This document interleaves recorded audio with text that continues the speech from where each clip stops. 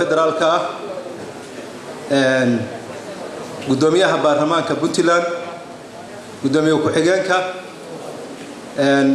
guddiga joogtada ah ee baarlamaanka Puntland dhammaan madaxda sharafta leh iyo dadweynaha salaam iyo isboortiga oo runtii xafladan iyo iska leh iyo maamulka isboortiga iyo gudoomiyaha gobolka Nugaal ahna gudoomiyaha sagaalka gobol Puntland iyo agaasimaha wasaaradda waxbarashada dhammaantiin salaamu calaykum waraxmatullaahi wabarakaatuh runtii salaan kadib caawa xaflad weyn oo muhiim ah oo loo dhigay isboortiga Puntland oo guul weyn ka soo hoyay tartankii gobolada Soomaaliya laana kaalinta labaad bay ahaayeen markii horena waxa ay kuwii koobka haystay runtii guusha ay soo gaareen iyo meesha ay soo gaareen waa meel aad iyo aad hambalyo u leh sababta ciyaartu marna waa badisaa marna waa laga badiyaa aad iyo aad baan ku hambalyeynaa aad iyo aad baan ugu faraxsanahay inaad isku daydeen in koobkiinni haysataan aad iyo aad baan hambalyadaas iyo farxadan caawa oo ay runtii aad aan ugu mahad celinayo xafladan ay soo abaabuleen oo inay dhigideeda iyo abaabulkeeda ay lahaayeen wasiirada iyo labada gole ka soo jeeda deegaan doorashada Puntland aad iyo aad baan ugu faraxsanahay sidaan quruxda badan iyo habka quruxda badan aad u ciyaarteen iyo meesha soo gaarteen maadaama waqtigu kooban yahay waxaan rabaa in laba kelmadood ka iraahdo guushiina runtii haysdaynina waa guul daraysateen sanadka dambe waxbayna kama xigaan 12 bilood weeye sida hadda qorshu yahayna waxa lagu qaban doonaa Garowe hadda waxa idinka qaadatay Jubaland oo yiri waxaanu nahay maroodigi Soomaaliya laakiin faraskii baa ka dambeeya faras iyo maroodina ma tartamaan markii Garowe baasha la idinku keeno waxa la rabaa in qaadataan hadii Ilaahay ma meeshii ku soo celisaan marka haniyad jabinina haysdaynina laana waxaan waa ciyaar weeyaan meesha soo gaarteen iyo habkii ahaydna waa garan kartaan walaalahan Jubaland oo aad u mahadsan yihiin runtii koobkaani waa meerto waana wareegi karaa bari kamaan xataa de gobol kala qaadan kara waana ku faraxsanahay gobol kasto qaata laakiin waa dadaal iyo habka la geliyo marka hal arina aad iyo aad baan runtii ciyaartiin way qurux badnay intii oo dhan waan daawanaynay cilado yar oo jiro aan kala hadalay maamulkiina waa iska saxaysan laakiin aad iyo aad baan runtii u fiican tihiin waana dadaal badan baad sii samayn doontaan midaas waa mid dhiirigelinta isboortiga oo isboortiga Puntland midda kale runtii sida loo sheegay oo xalayna halkan xafladii Jubaland ay ku qabsatay ay madaxdii dawladdu ay ka sheegeen waxa la rabaa in wadanka isbedel lagu sameeyo garoomadiisa qaabkan hadda wadanku u yaalo ama systemkan ciyaaruhu waxaan dareemaynaa inay tahay horumar bulshada ama dhalinyarada Soomaaliyeed u baahan yihiin marka waa in dhiirigelin lagu sameeyo annaga ballanqaad waxaan ku sameynaa xafladan ka horeysay oo aan u sameynay isboortiga oo u dhigay xildhibaan Maxamed Cabdikaafi waxaan ku sameynay ballanqaad inaan garoomada ka qayb qaadan doono deegaan doorashada Puntland laakiin dhammaan deegaan doorashooyinka ama xildhibaanada federaalka oo meesha fadhiya runtii aad baan uga xumahay in xildhibaano far badan baa inala fadhiya koonfur galbeed xildhibaano ka soo jeeda fadhiya xildhibaano ka soo jeeda Soomaaliland baa fadhiya waxa fadhiya xildhibaano ka soo jeeda Jubaland oo Xasan Yaro xalay halkan ugu daadsanaya aan u jeedo waxa fadhiya xildhibaano far badan oo ka soo jeeda istaadiyada dhan Hirshabeelle Galmudug marka aad iyo aad baan waxaan rabnaa in tartan ay u noqoto sida isboortigu u tartamayaan in horumarka wadanka lagu tartamo anaga ballanqaad baan u sameynay isboortiga inaan kala qayb qaadan doono garoonka ugu horeeyo caasimadu inaanu ku bixino dhaqaale jeebkayaga ah idinkana saas oo kale aan idinka rabnaa hadii Ilaahay idmo marka guud ahaan madaxda mar labaad oo mahad celinaya aad iyo aad xaflada aad u qiimo badan oo khayr badan marka ugu horeysa waxaan salaamayaa xildhibaanada labada gole aqalka sare iyo aqalka hoose wasiirada dawladda federaalka gudoomiyaha baarlamaanka iyo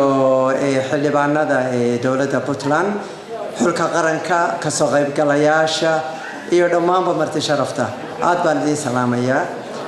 farxad bay ii tahay caawa inaan barnaamijkan quruxda badan aan goobjoog ka ahaado waxaan si gaar ah ugu mahad celinayaa xildhibaanadii iyo wasiiradii intii aanu joognay aanu xamar ku sugnayn na garab taagnaa oo na dhiirigeliyay abaalmarintii quruxda badnaydna ciyaartooyga iyo maamulka guddoonsiiyay waxaa mudantihiin sharaf waxaan idiin haynaa ixtiraam iyo qadarin waxaanana tusteen inaad tihiin mas-uuliyiin ka fekeraya dadkooda iyo dhulkooda xulkana garab istaagay moral ahaana dhiirigeliyey caawo kale waa mahadcelin waxaan rabaa laba sheeko inaan idinka sheekeeyo kooban intii ciyaaraha socdeen waxaan codsanayaa inaan maaragtay difoosihii ugu xamaasada badnaaba caawa nala jooga ciyaartii aanu la ciyaaraynay Hirshabeelle iyo Koonfur Galbeed waxaa jiray waqtiyada ciyaartu socotay macallimiintu mashquulka ku yihiin garoonka maamulku uu biisiga ku yahay meelaha kale waxay waqti nagu qaadataa inaanu ilaalino kormeerno taageerayaasha xaaladda ku sugan yihiin waxaan rabaa oon caawa ku dhex arkay xafladda inaan istaajiyo hani Cabdulqaadir Xasan hani waxay ahayd gabadhii ugu xamaasan hani istaag hani hal arko hani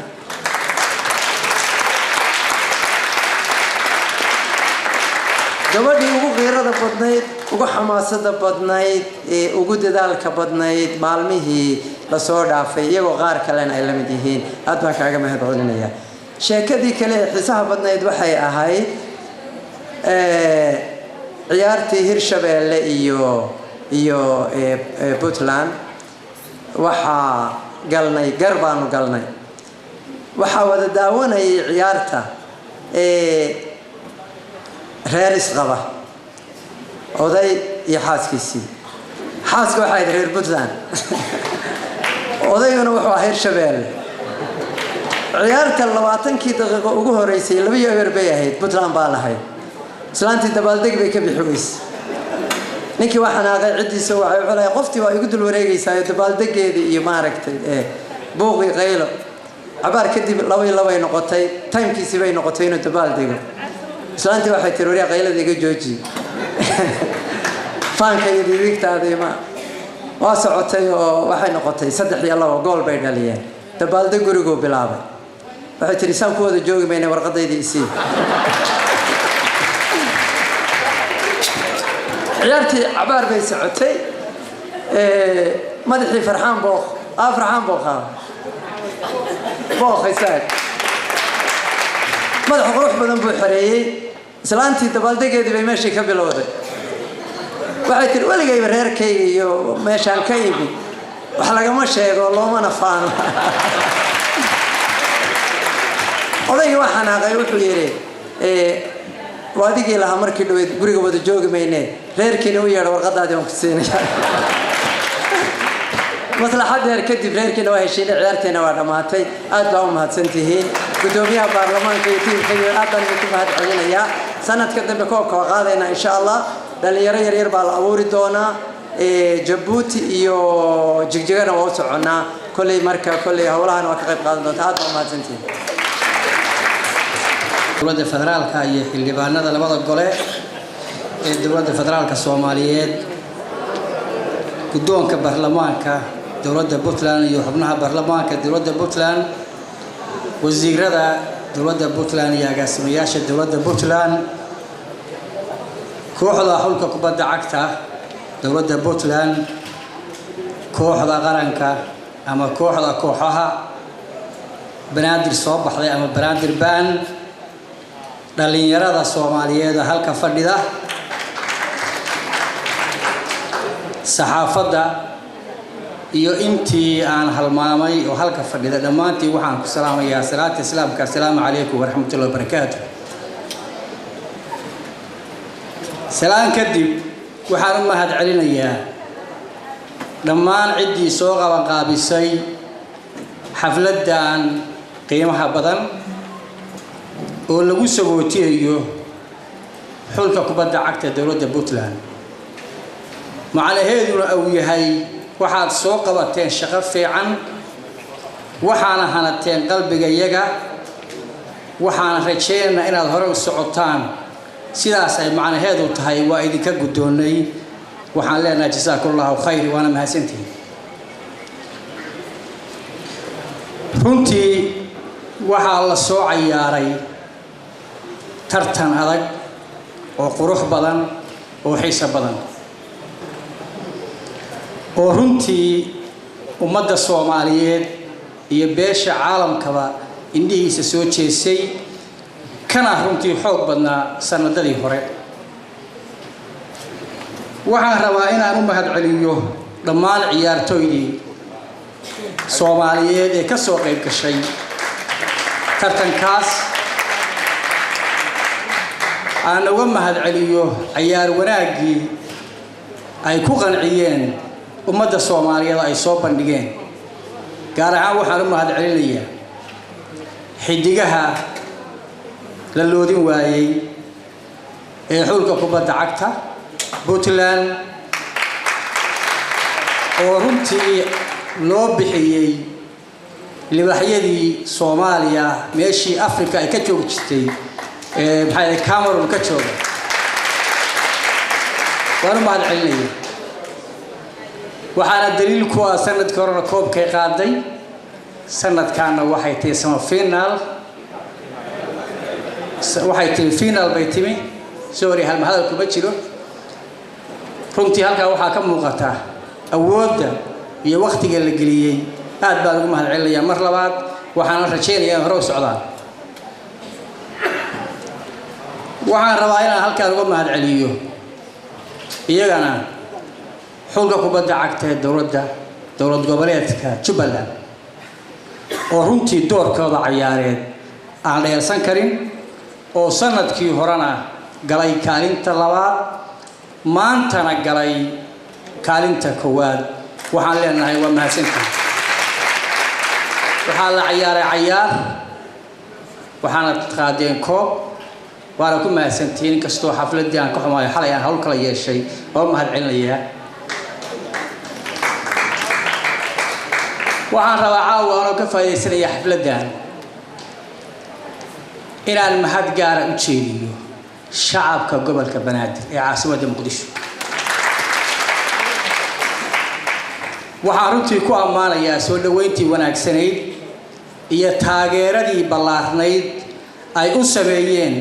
ciyaartooydii ka timi dowlad goboleedyada Soomaaliya. aad baan ugu mahadcelinayaa. weliba taageeradii dheeriga ahayd oo ay Puntland u sameeyeen ku mahadsantihiin.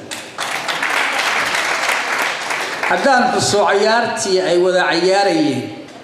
Puntland iyo Banaadir 17 degmo oo gobolka Banaadir 8 iyo 9 baanu kala ahayn. hadday dhawan ahaan lahayd waa isla kaan lahayd kisiga iyagu ha qaateen dib dheerigaas. waana taageerada aanu kaga badinay Banaadir kaga badinay taageeradooda waa mahadsantihiin. taasoo muujinaysa bisayl, taasoo muujinaysa Soomaalinimada, taasoo aad u jeedid in qorigii la iska dhigay oo loo gudbay ciyaar. ugu mahadsantihiin baan leeyahay. annaguna ummadda Soomaaliyeed oo sheegi doonaa taa waxaa naga filaysaan midda iyo mid la mid ah. wala mahadsantihiin mar labaad. sportsku runtii waa waxyaabaha nabadda horseeda, waana isdhexgal bulsho. hadda ka hor baan koobkii isteediyada oo lagu qabtay Muqdisho lagu qabtay ee gobolka Puntland, gobolka Nugaal lagu qabtay caasimadda Puntland. waxaa isku guursay 17 gabdhood iyo 12 صدر معناها 17 qoys baa ku xiriiray. oo qoyskii hadda lix ku dhufo marka qoyskii lix baa laga soo qaaday. arrinkaasu waa arrin taariikhi ah. Soomaalidana colkeedu wuxuu ku dhamaadaa marka la isbarto, la isguursado, la xidido, colku waa dhamaada. waad ogtihiin anigu oga dhaqameed baan ayo hadda caaqilo waa inkastoo uu ka reebay maxaa ahaydey Yacquub ka reebay mahmaa Soomaaliyeed baa waxay meeshii xubnaha sidoo kale ka jooga guddiga fulinta golaha fulinta wasiirada ama ha noqdeen madaxda dowlad goboleedyada maamulkooda halkan ku fadhiya matalaya, gaar ahaan dowladda Puntland aqalkeeda wakiilada, guddoomiye baarlamaanka, ku-xigeenkiisii, xildhibaanada iyo madaxda kale ayagana magacooda halkan aan ka xusin ee ayaguna goobta fadhiya. aad iyo aad baan idin salaamaya dhammaantiin. waxaan rabaa munaasabadda tan inaan uga faa'iidaysto inaan sheego 3 arrimood. tan ugu horeysa waxa weeye inaan u mahadceliyo in allaale intii ka soo shaqeysay munaasabada tan quruxda badan leh halkan caawa ka dhacday ha noqoto xildhibaanadii dowladda dhexe halkan fadhiyay ee matalayay deegaanka Puntland ama ha noqdeen intii kale ayaguna ka soo qayb galay aad iyo aad ayaan ugu mahadcelinayaa. waxaan rabaa sidoo kale inaan munaasabada uga faa'iideysto inaan u hambaliyeeyo xulka kubadda cagta dowladda Puntland oo halkan caawa aynu ku saagootinayno ciyaartii wanaagsanayd iyo guusha ay soo hoyeen. run ahaantii anigu waxaan u arkaa kaalinta koowaad iyo kaalinta labaad inay isku mid yihiin. marka waxaan leeyahay xulka guud ahaanba hambaliyo waxaad muujiseen ciyaar wanaag. midda kale oo aan doonayaa waxay tahay dalka Soomaaliya waa dal aan wada leenahay. hadday noqon lahayd caasimadda magaalada Muqdisho iyo meel walba Soomaaliya ka mid ah. marka waxaan rabaa in halkaan aan fikirkayga ka dhiibto oo si culus aan u sheego meel Soomaaliya ka mid ah lama la kala lahaan. taas ayaan rabaa inaan gudbiyo caawa. meel walba oo Soomaaliya qofka Soomaaliga xaq buu leeyahay. annaga waxaan ku soo koray oo waqtiga badan ku qaad dalka Mareykanka xilli waxaa jirtay dadku ay jireen I'm from West Virginia, I'm from Long Island, I'm from Virginia. macnaha meelihii mataqaanaa 13 state ee laga soo doortay. haddaan maanta governorka state-ka Minnesota ka imaaratay calanka Soomaaliya calanka Mareykanka ku arkaysaa. waxaan anagu ku jirnaa waxa way transition. hana lama yaa waqti ay nagu qaadato laakiin waxa la gaari doonaa waqti maamul goboleedyada awoodda in la baahiyo waa aaminsanahay laakiin waqti waxa la gaari doonaa oo qofku dhihi doono intuu dhihi lahaa anigu waxaan ka yimid Puntland, anigu waxaan ka yimid Somaliland, anigu waxaan dhihi lahaa Jubaland, inuu dhaho anigu waxaan ahay proud Somali. waa la gaari daadmo taas idinka ay ku bilaabantay ilaahay. midda kale aan rabo markii halkan laga heesayay oo ninka heesaha inaan ku qabsadaan laakiin ma rabo inta Soomaali intay nagu jirto intaan inkareyno qayb weyn oo Soomaaliya naga maqan. arinta aan ka naxay waxay tahay wuxuu yiri wuxuu faaniyay guul Jubaland guul wuxuu yiri maxaa la Hiiraan Shabeelle guul Banaadir waa ku faraxsanahay shantii maamul goboleed iyo gobolka Banaadir. where is the British territory gobolka ugu weynaa oo Soomaaliya xorriyadda qayb ka qaato oo imaaday Soomaaliland in la xuso macnaha afkeeda ma ka qaban weyse. arintaas kullaan meel baan ku qortay kulle baarlamaankana representation ay ku leeyihiin. annaga mas'uuliyadna saaran waxay tahay dalkan saaran waxay tahay waxa weeye dalkan isku soo dhaweeyo oo Soomaali halan abuurno. marka waxaan dhalinyarada waxaan rabaa Puntland koow iyo mar laba wasiirada baarlamaanka labada aqalka golaha shacabka iyo aqalka sare baarlamaanka Puntland ugu horeeyay gudoomiyaha xigeenka Puntland baarlamaankiisa gudoomiyaha gobolka agaasimaha guud iyo dhammaan sportiga dhalinyaradan caawa ay dareensiisay muddo 40 sano ku dhow oo aanan muusigan maqal iyo heesahan iyo qoobka ciyaar oo aan ku sigtay inaan jecel la ciyaaro. laakiin se nasiib daro waxa weeye horey uguma fiicneen taas ay hakisay. haddaan wax isku ogaan lahaa soo kici lahaa dhammaan dhalinyarada curdinka oo runtii maalintii dhowto finalka ayaan ka soo gaaray. waxaan dareemay Soomaalnimo iyo wax jiray oo runtii hadda aynu wadadeedii hayno. run ahaantii waxay galay dareen aad u fiican oo dareen Soomaalnimo. sportigu waan ogaa inuu yahay meelaha Soomaalidu ama bani aadamku isku dhex galo. aad baan sportsiga dhalinyarada guud ahaan u salaamaya. waxaan kaloo salaamaya kooxda kubadda cagta qaaday ee Jubaland. waxaan kaloo aad ugu hambalyeynaya kooxda Puntland oo markii hore ay haatana Jubaland markii hore waxa ku guuleystay Puntland iyo Jubaland. Puntland baa guuleystay. maantana Puntland iyo Jubaland baa isku soo haray oo Jubaland baa guuleystay. hamoodinina kaliya inaateen waxa laga yaabaa bariyaha dambe in kuwa kale ku qabsadaan dadaalka sii badiya. ujeedaduna waxa weeye in la isku dhex galo in la isku barto in lagu xidido in la isugu yimaado meel la joogo aad baan idinku hambalyeynayaa arrintaas wasiirada iyo baarlamaanka labada aqal ee xafladan soo qabanqaabiyey oo nagu gaaday oo in maxamuud deere qudhiiso cayaarta soo galo xildhibaan maxamuud deere kalifi gaadhay aad baad u mahadsantihiin wax weyn baan kooxdan fanka ee heesaha hadda kalka tirinaysa iyo muusiga kooxda banaadir aad iyo aad baan idinku hambalyeynayaa xusuus fiican soomaalinimo fiican iyo dareen fiican ayaa runtii meesha ka muuqday waxaan hoosta ka xariiqaynaa puntland haddaan nahay aqalkii shacabka puntland soomaali baanu nahay waxaanu ku xiiso qabnaa jeclaysanaynaa haddii garowe lagu cayaaray haddii meelka lagu cayaaraba kii qaadaba inaanu nahno waad mahadsan tahay guushuna waxa weeye waa soomaalinimo isdhexgal iyo xarfadoo la isdheeraado puntland wasiirkii hadda hadlayay wuxuu yidhi barigu kubadda kuma fiicnaan jirin nabaddaa keentay siyaasad kuma maqna wax kale kuma maqna runtii ilaahay nabadda ha siiyo inta kale oo koonfur joogtana waxaan rajaynayaa soomaali meel ay joogtaba inay guul hesho xulka puntlandna doorkii horena way qaadeen maantana waa sigeen berrina waa qaadi doontaan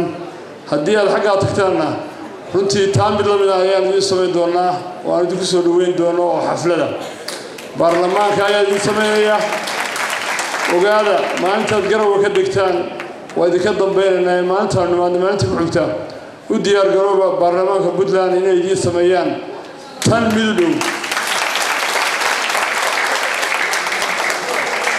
waxaan kaloo aad iyo aad u qiyaasayaa arrimahan cayaaraha iyo fanka runtii waxaad moodaa culimada inta jeclaana ka mid ah anugu shiikh baan ahay shiikhnimada cid gaari ma laha waxa weeye waa wax wanaagsan oo qalbiga wanaagsan waa wax wanaagsan oo aragtida wanaagsan waxaan kaga faa'iidsanayaa fariin aan u dirayo inta hubka seeta oo soomaali dhibaataynaysa waxaan ka codsanaynaa inay dilka iyo dayaca soomaalida ka dayaan u naxaan dadkooda diidaan ka dhaydhiyaan weliba dhallinyarada dagaalka la gelinayo run ahaantii jiilka cusub oo noloshu u fiican tahay weydinka xabadda dhiga dadkiina dhex gala shacabkiina dhismaha iyo wanaagga kaga qayb qaata waxaan kaloo aad iyo aad u cisaynayaa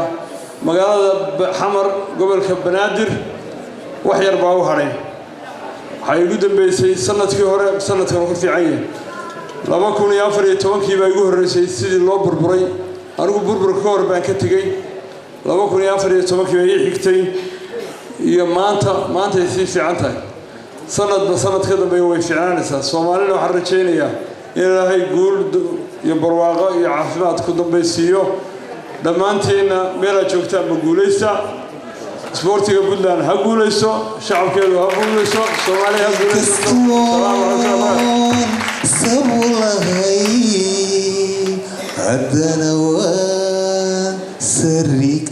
halkaan isugu yimi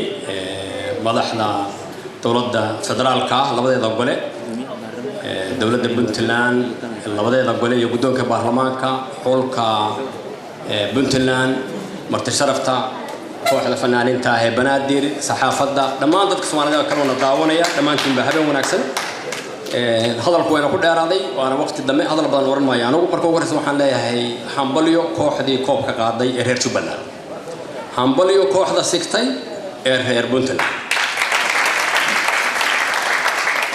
waxaan u hambalyeeynaya oo kala runtii gudoomiyaha gobolka Banaadir duqa magaalada Muqdisho iyo shacabka reer Banaadir oo si wanaagsan u martigeliyay ciyaaraha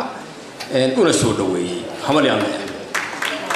waxaan kaloo hambalyada u diraya wasiirka dhalinyarada iyo sportska madam Khadiijo Diiriye oo iyaduna hawl weyn oo aad u wanaagsan ka qabatay runtii hawshaan waxay ahayd hawl aad iyo aad u qiimo badan ee dadku isku bartay la isku dhaxgalay ee lagu saaxiibay lagu sheekaystay malaha hadii la yiri 17 baa isku guursatay waagii gurwana kooxaha laga badiyay malaha shaqaas bay ku maqnaayeen marka taas aba ka fiicnay aad iyo aad bay marka ay fursad aan u ahayd marka intaa waa ka hambalyeynaya kooxda reer Puntland waxaan leeyahay soo dhawaada safar wanaagsan waxa idin sugaya deegaankiini waxaan filayaa tan waa idin xuseynay xaggaas xafladihii la idin ku dhigaya oo koobka laga sugayay marka xafladihii la idin ku tagaya marka sanadka mana iska diyaar garooba halka qodob oo aan rabo runtii inaan hoos ka xariiqo waxa uu la xiriiraa qodobkii uu dhahay xildhibaan waa beri bilowgii oo ahayd xagga oo aan jeclayn inay ka yimaado ay ka timaado dadka reer Puntland u hadlayay arrintaas arrimaha xagga garoomada ciyaaraha runtii waxa la dareensan yahay inay dhaliil dhinacaasi jirta la dareensan yahay oo garoomada ah waliba garoomada goglan baa laga hadlaya dadku garoomo waa haysan meel ay ku ciyaaraan marka arrintaas waxa loo baahan yahay in runtii xil gaar ah la iska saaro dawladda Puntland in si gaar ah looga sugo maaha saan qabo waa wax ku xiran kooxaha iyo magaalooyinka waaweyn oo dhaqaale badan hela ayaa ku jira Puntland Boosaaso ka mid ah Garowe ka mid ah Galkacyo ka mid ah aad badan dhaqaale badan hela jira marka waa shaqada gudoomiyaasha degmooyinka iyo councilka la doortay iyo shacabka dadka ay tahay howlaha noocaas ah iska xilsaaraan wasiir Cabdiraxmaan inay si gaar ah uga sugaan hoggaan u la yimaado mooyaane maaha dhaqaale ma hayo waxa loo baahan yahay dadka shacabka ay marka inay raay runtii taay tixgeliyaan baa loo baahan yahay taana waxa lagu baaqayaa dhammaan gobolada kalena sidoo kale inay dadku isku tashadaan oo garoomada ay dhistaan iyo wax kasta oo kale ay dhisan karaanba dawladdan haday tahay mid dhexe iyo kuwa goboleedyadaba wax walba laga masuuli karo shacabku wax badan bay haystaan waa ladan yihiin kaliya waxa muhiim ah inay ogaadaan inay isku tashadaan oo wax qabsan karaan taasaan u baahan dadka in lagu dhiirigeliyo marka waxaan jecelahay hadal ciyaarta marti gelinaysa sanadka dambe ma hal goor kale inaad ballanqaadaan garoomada marka la soo sawirayo dhagax baa lagu ciyaaraya marka dadku inay qoobshaan waxa loo baahan yahay garoomo goglan oo casri ah dadka inay ku horkacdaan arrintaas aad bay muhiim u tahay dhaliil maaha laakiin waxa weeye dhinaca kale inaynu ka eegnaa loo baahan yahay marka taasna xil baa idin ka saaran aad iyo aad baa u mahadsantihiin safar wanaagsan baan idin rajaynaynaa ciyaar wanaagsan bay ahayd kooxda guuleystay koox walbana waa u mahadnaqaynaa marka aad u mahadsantihiin hay wanaagsan يا تلك بحدني وليك بدها سوحنا أنا برنوتو وليك بدنا يمين شلع على بنادبا وليك وروحي سكنا تلقي سوبا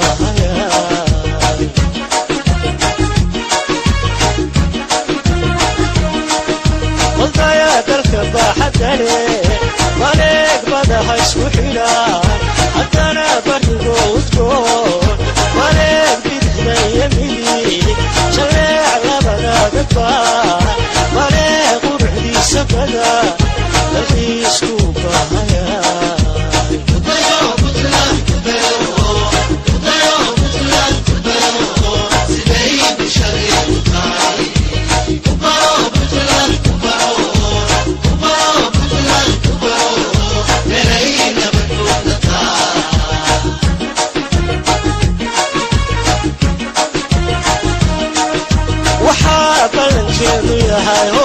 heshiiska ku qorriyoobay Soomaali u soo baxoobay bukaanka xanaaniyoobay kambaaha waxsiyoobay bukeera alaaliyoobay ammaanka balaaliyoobay badeena ilaaliyoobay khayraadka la soo baxoobay badbaada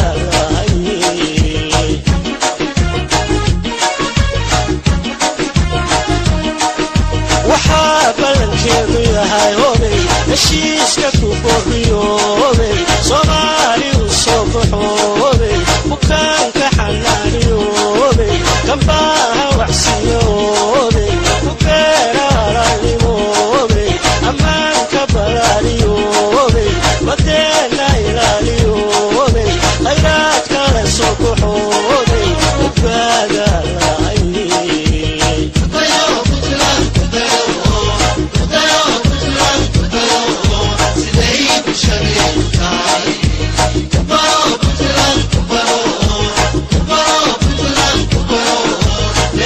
never